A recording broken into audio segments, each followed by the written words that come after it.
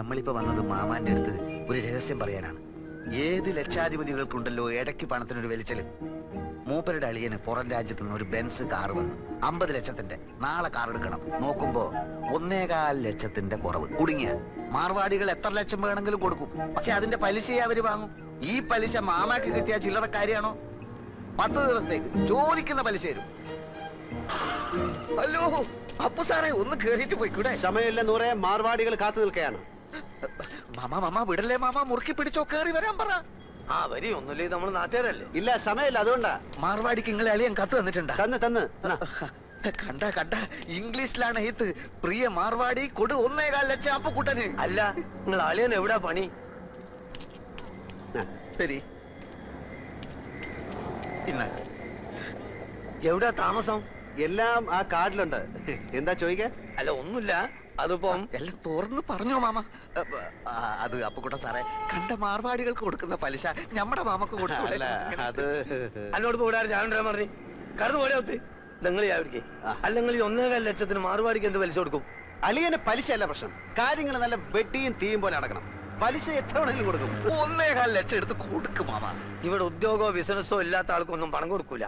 ഒരു കാര്യം ചെയ്യ്, ഞാൻ നാളെ നിങ്ങൾ അളിയന്റെ വീട്ടിലേക്ക് വരാം. നിങ്ങൾ അവിടെ ഉണ്ടാവുമല്ലോ? നാളെ ഞാൻ ഉണ്ടാവില്ല. ഞാൻ ഡൽഹി വരെ ഒന്ന് പോകും. അതെന്തിന്? ഒരാളെ കാണാൻ 3-4 ദിവസം കഴിഞ്ഞ് വരും. എന്റെ കൈ നൂറേ, എടാ നൂറേ. എന്താ മാമ? എന്റെ കൂട്ടുകാരൻ പോവാണെന്ന്. നൂറോടെ വാ. ഇല്ല, ഓൻ വരുന്നില്ല. ഓൻ ഇവിടെ പണിയുണ്ട്. നിങ്ങൾ പോയിക്കോളി. അപ്പൊ ശരി. ലേശം കാര്യം. എന്ത് കാര്യം മാമ? ഈ എന്തിനാണ് ഇപ്പൊ അർജന്റായിട്ട് അടുക്കളയിൽ പോയത്? കപ്പ് ഉണ്ടോക്കെ? എടാ പ്രായം കഴിഞ്ഞ ഒരു പെൺകുട്ടിയില്ലാവത്ത് എത്ര കിട്ടിയാലും പഠിക്കൂലെന്ന് വെച്ചാല്.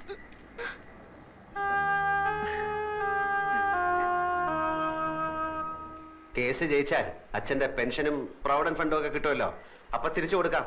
അതാ തൽക്കാലം കടം വാങ്ങാന്ന് വിചാരിച്ചത്, അല്ലാണ്ട് വേറെ വഴിയില്ലല്ലോ. വീട് വിൽക്കാൻ രവിയേട്ടനെതിരെ നിൽക്കുന്നിടത്തോളം കാലം ഇങ്ങനെ വല്ലതും നോക്കുന്നതാ നല്ലത്.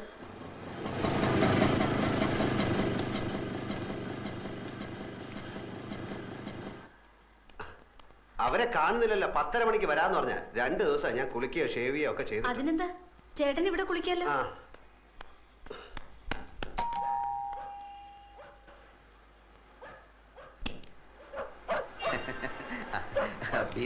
വരൂന്ന് പറഞ്ഞിരുന്നു.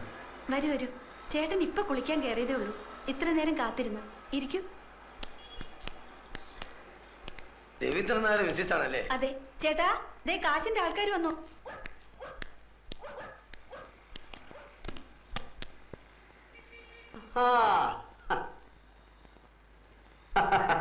ബീരാനിക്കല്ലേ?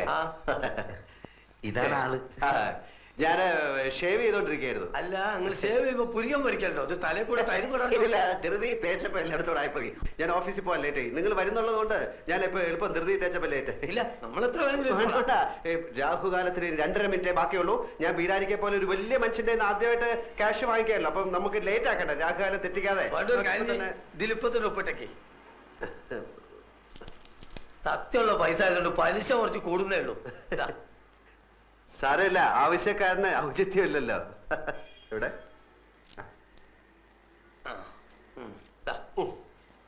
ഇതൊരു 40 ഉറുപ്പിയുടെ കുറവുണ്ടാവും. കാരണം ഞാൻ ഓട്ടോറിക്ഷ എടുത്ത് വന്നാണ് ഇങ്ങോട്ട്.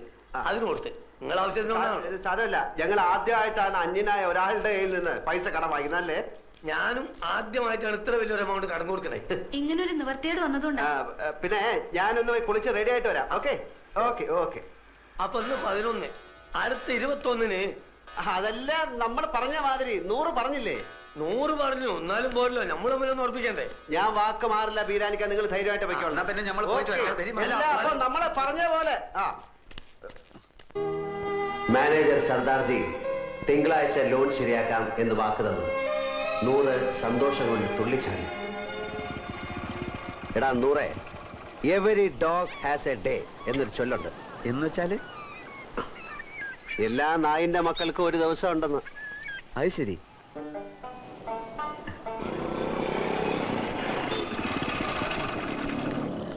മാനേജർ വന്നിട്ടുണ്ട്. ഞാൻ ചോദിച്ചു, ഇനി പറഞ്ഞ പോലെ ഒന്നല്ല, ആള് ഭയങ്കര ചൂടന, എല്ലാരും ഇട്ട് ചാടിക്കുന്ന കണ്ടു. എടാ അതൊക്കെ ബാങ്കിലെ എന്നോട് വലിയ കാര്യമാണ്. നീ വാ, ഞാൻ കാണിച്ചു തരാം.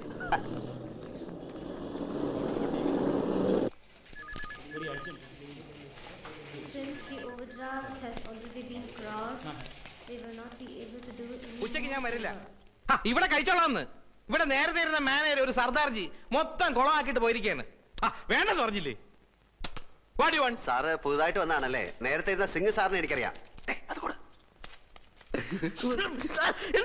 സാറിന് പൂ എടുത്തോണ്ട് പോണോ? പൂ എനിക്ക് അലർജിയാ.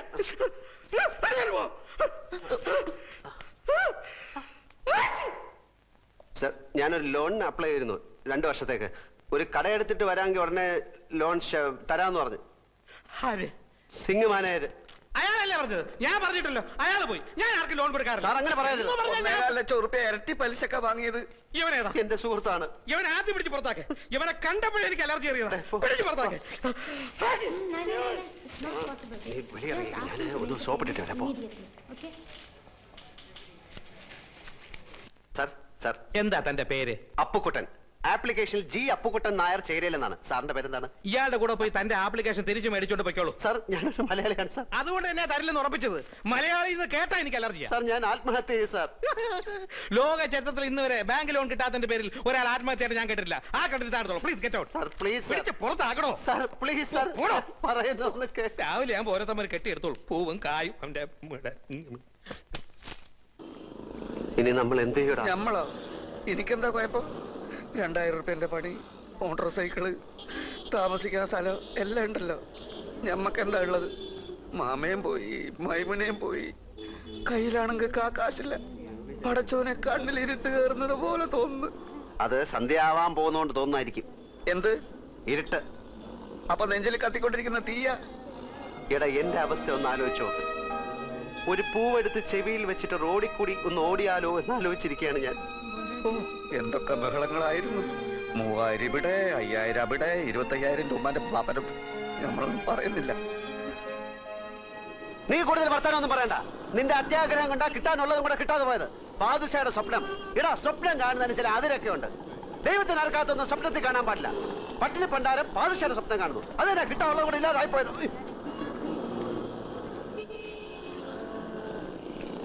എടോ, എന്റെ വണ്ടി നമ്പർ ട്രാഫിക്കാരൻ കുറിച്ചെടുത്തോണ്ട് പോകുന്നു. ഇതിന്റെ കുറ്റിപ്പറല്ല.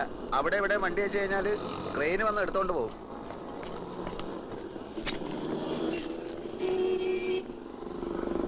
ബാങ്ക് മാനേജർ മാറിയത് എന്റെ കുഴപ്പം കൊണ്ടാണോടാ എന്ന് നമ്മൾ പറഞ്ഞ? പിന്നെ നീ എന്റെ ഉമ്മയ്ക്കും ബാപ്പയ്ക്കൊക്കെ പറഞ്ഞത് ഏത് കെയറോഫില്? ഇന്ന് സഹായിക്കാൻ വന്നിട്ടില്ലേ നമ്മൾ ഈ ഗതിയിലായത്? നിനക്ക് ജ്യൂസ് കട തുടങ്ങാനുള്ള അതിമോഹം കൊണ്ടല്ലടാ നീ എന്നെ സഹായിക്കാൻ വന്നത്. നേരപ്പേ ഏതായാലും ഇങ്ങനെയൊക്കെ ആയി. നമ്മൾ തമ്മിൽ വർത്താനം പറഞ്ഞ് അങ്ങോട്ടും ഇങ്ങോട്ടും തെറ്റിയിട്ട് കാര്യമൊന്നുമില്ല. ഞാൻ ചിലതൊക്കെ തീരുമാനിച്ചിട്ടുണ്ട്. എന്ത്? വേറെ വഴിയൊന്നും കണ്ടില്ലെങ്കിൽ ഞാൻ മോഷണം തുടങ്ങും. മോഷണോ എന്ന് വെച്ചാല്? നീ ആ വാക്ക് കേട്ടിട്ടില്ലല്ലോ. ഹൈമവതിയുടെ ചോറ് കട്ട് തിന്ന ആ പ്രവർത്തിക്ക് ഇപ്പോഴും മോഷണം എന്ന് തന്നെ പറയുന്നത്. മനസ്സിലായോ? നീ പാര ചോറ കട്ടുന്ന? ചോറല്ല, കാശുള്ളവന്റെ വീട്ടിൽ കയറി ഞാൻ മോട്ടിക്കും. പിടിച്ചാൽ പിടിക്കുന്നവനെ കൊല്ലും. അപ്പം ജയിലിൽ പിടിച്ചിടും, എന്നിട്ട് തൂക്കി കൊല്ലും. അപ്പൊ പിന്നെ ഒന്നും അറിയട്ടല്ലോ. അപ്പൊ കൂട്ടാ, നിനക്ക് ചെവിയിൽ പൂവും വെച്ച് റോട്ടിൽ കൂടെ ഓടാൻ നേരമായി.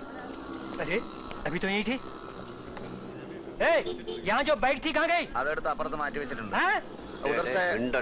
മാസം അടയ്ക്കാനുള്ള കാശ് അടയ്ക്കാത്തോണ്ട് മാർവാടി ബൈക്ക് എടുക്കാൻ ചട്ടമ്പികളെ അയച്ചിരിക്കുകയാണ്. ഓ ഗാഡിയിലേക്ക്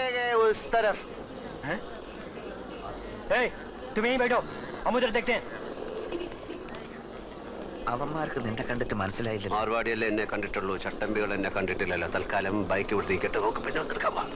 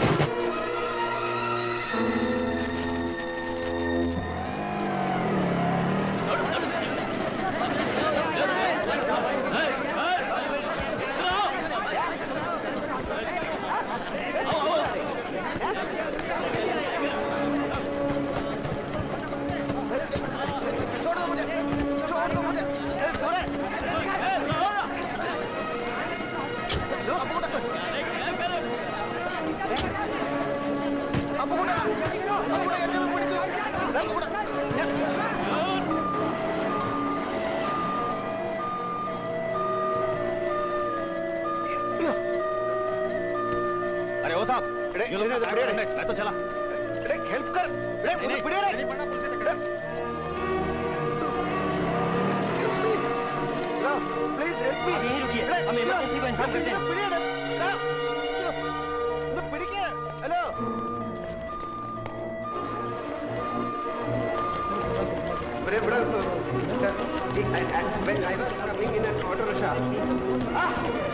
എനിക്ക് അറിഞ്ഞൂടി വരാം ശരിക്കും ആക്ച്വലി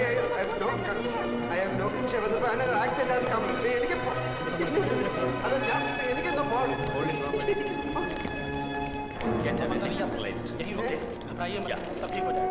आप उनके पति है ना?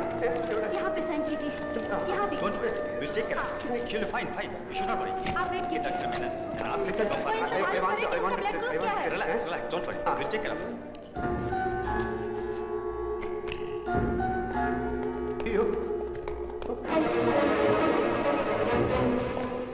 ये है जनरल वार्ड।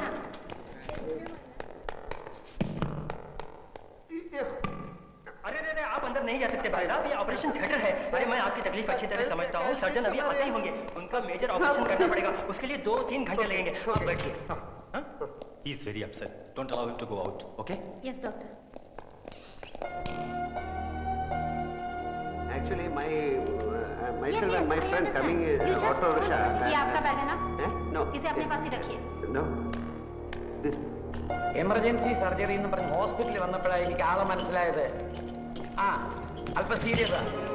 വേണ്ട വേണ്ട, വർമ്മ സാറിനോട് ഇപ്പൊ പറയണ്ട, ഇവിടെ വരട്ടെ എന്നിട്ടാവാ. ഹസ്ബൻഡ് ഇവിടെ ഉണ്ട്, ഞാൻ കണ്ടില്ല. ആ വെളുപ്പിനുള്ള ഫ്ലൈറ്റിനല്ലേ എല്ലാവരും വരില്ലേ? അതാ നല്ലത്. ആ ഓക്കെ.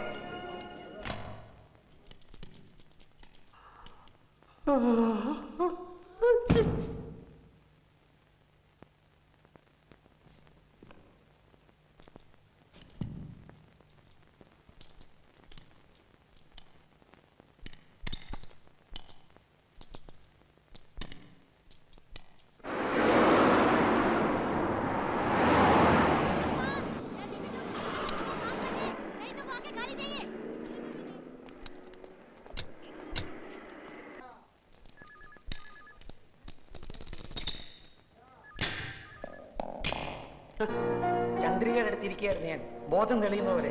ആ സാർ ഞാൻ ആക്ച്വലി സാർ ഞാൻ ചന്ദ്രികയുടെ വീട്ടിൽ നിന്ന് എല്ലാവരും വന്നിട്ടുണ്ട്. സാർ ഞാൻ എല്ലാം തുറന്ന് പറയുന്നു. ഒന്നും പറയണ്ട, കഴിഞ്ഞു ഒക്കെ കഴിഞ്ഞു. വർമ്മ സാർ ആകെ തകർന്നിരിക്കുക, ഒന്നും പറഞ്ഞവരെ ഞാൻ അവരുടെ അടുത്ത് എന്ത് ചെയ്തു? ഞാൻ പറയുന്നൊന്ന് കേൾക്കണം സാർ. കുഴപ്പമില്ല, എല്ലാം ഞാൻ അവരോട് പറഞ്ഞു കഴിഞ്ഞാൽ ആൽഫി ഒന്ന് കാണണമെന്ന് പറഞ്ഞിരിക്കുകയാണ്.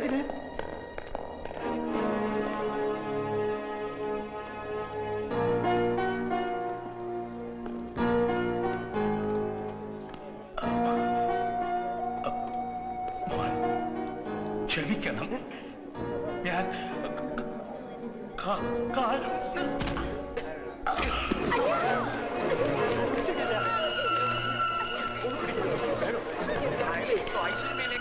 ഓക്സിജൻ തന്നെ.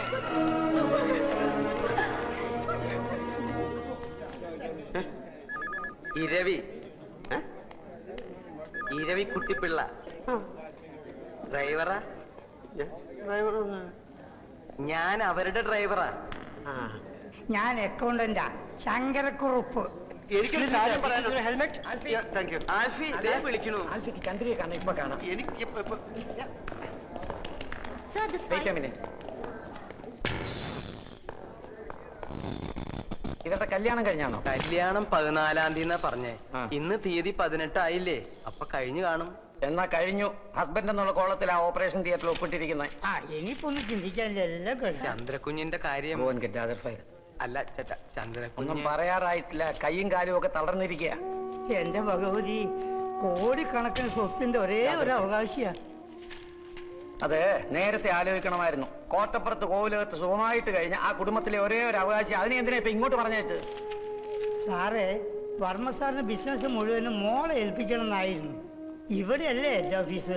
ഇവിടെയാണെങ്കിൽ വലിയൊരു ഗസ്റ്റ് ഹൗസ് ഒഴിഞ്ഞെടുക്കാൻ, അവിടെ താമസിച്ചുകൊണ്ട് ബിസിനസ് പഠിക്കട്ടെ എന്ന് അവർ തീരുമാനിച്ചു. മാനേജിംഗ് ഡയറക്ടറായിട്ട് ഇങ്ങോട്ട് അയച്ചു. ഇവിടെ വന്ന് ഈ നസ്രാണി ചെക്കനെ അങ്ങ് പ്രേമിച്ചു. കല്യാണം കഴിക്കണമെന്ന് നിർബന്ധം പിടിച്ചപ്പോൾ വർമ്മ സാറും കുടുംബവും നാക്കശികാന്ത് എതിർത്തു. ചന്ദ്രക്കുഞ്ഞ് അവനെ കെട്ടിയാൽ പിന്നെ എനിക്ക് ഇങ്ങനെ ഒരു മോളില്ല എന്ന് വരെ മുതലാളി പറഞ്ഞു. പിന്നെ എന്തിനാ എല്ലാരും കൂടി ഇപ്പൊ ഇങ്ങോട്ട് കെട്ടിയെഴുന്നള്ളിച്ചു? തലയിൽ വെച്ചാൽ പേനരിക്കും, താഴത്ത് വെച്ചാൽ ഉറുമ്പരിക്കും. അങ്ങനെയല്ലേ ഞങ്ങൾ ആ കുഞ്ഞിനെ വളർത്തിയത്. ഇങ്ങനെ കിടക്കുന്നു എന്ന് കേട്ടാൽ എങ്ങനെയാ ഉള്ളു പടയ്ക്കാണ്ടിരിക്കുക? വർമ്മ സാറിന്റെ കാര്യം പേടിക്കാനൊന്നുമില്ല. ഷോക്കും കുറ്റബോധം ഒക്കെ കൂടെ ആയപ്പോ വീണുപോയതാ. പ്രഷർ വളരെ കൂടുതലാ. 1-2 ദിവസം കൊണ്ട് നോർമലാകും.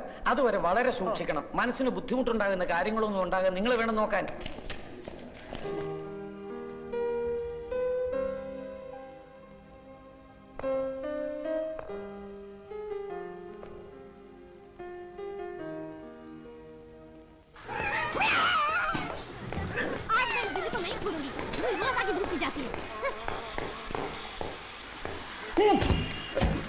എവിടെയായിരുന്നു ഇന്നലെ രാത്രി മുഴുവൻ?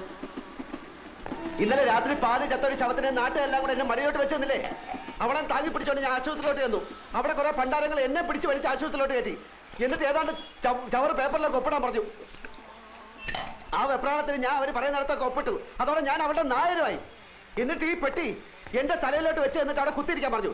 എങ്ങനെയെങ്കിലും ഇതും കൊണ്ട് രക്ഷപ്പെടാന്ന് വിചാരിച്ചപ്പോൾ നിന്റെ മുടിഞ്ഞ മാമ ഒലക്കയുടെ മൂടും അന്വേഷിച്ചിട്ട് കുറെ പോലീസുകാരായിട്ട് അവിടെ കറങ്ങി നടക്കുന്നു.